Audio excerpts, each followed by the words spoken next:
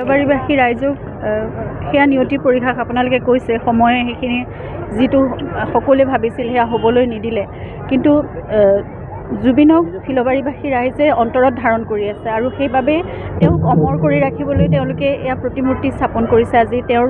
সত্তাক জীয়াই ৰাখিবলৈ আৰু মই ভাবোঁ তেওঁলোকে এইখিনিও কৰিব অকল প্ৰতিমূৰ্তি স্থাপন কৰাই নহয় জুবিনৰ সত্তাক কঢ়িয়াই লৈ যাবলৈ তেওঁৰ সাংস্কৃতিক দিশৰ তেওঁৰ সৃষ্টিৰাজিক তেওঁৰ আদৰ্শ বিশ্বাস সাধনা চৰ্চা সকলোবোৰ তেওঁলোকে নিজৰ প্ৰাণৰ পৰা প্ৰাণলৈ প্ৰজন্মৰ পৰা প্ৰজন্মলৈ কঢ়িয়াই নিয়াৰ সেইখিনি সকলো ব্যৱস্থা তেওঁলোকে কৰিব আৰু আমি সেইখিনি নিজৰ অকল পৰিয়ালৰ ফালৰ পৰা কৰাটো যিহেতু সম্ভৱ নহয় অকলে গতিকে সমূহ ফিলবাৰীবাসী ৰাইজৰ লগতে অসমবাসী ৰাইজক মই যিদৰে সদায় আহ্বান জনাইছোঁ ফিলবাৰীবাসী ৰাইজেও সেইখিনি আমাক সদায় সহায় সহযোগিতা আগবঢ়াই যাব আৰু সাংস্কৃতিক মন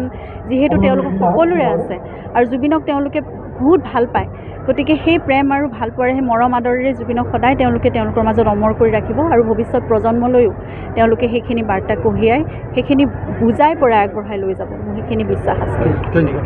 সংগীত অনুষ্ঠান কৰিব কিন্তু আজি দুখৰ বিষয়ে তেওঁৰ প্ৰতিমূৰ্তি উন্মোচন কৰিবলৈ কিন্তু অহা দেখা গ'ল তেওঁৰ সহধৰ্মিনী কি ক'ব যোৱা কিছুদিন আগত নিৰ্বাচনৰ ঠিক আগে আগে আনটাইড পুঁজিৰ পৰা আমি 10 লাখ টকাৰ চৰকাৰী পুঁজি এটা আগবঢ়াইছিলোঁ সেই পুঁজিৰে এই মূৰ্তি ইয়াত স্থাপন কৰা হ'ল ফিলবাৰী ৰাইজৰ আশা আছিল তেখেতসকলে বিচাৰিছিল আৰু আমি আমাৰ গোটেই ডুমডুমা সমষ্টিৰ প্ৰথমটো মূৰ্তি আজি ইয়াত স্থাপন কৰিছে ৰাইজে আজি তেখেতৰ সহধৰ্মিনী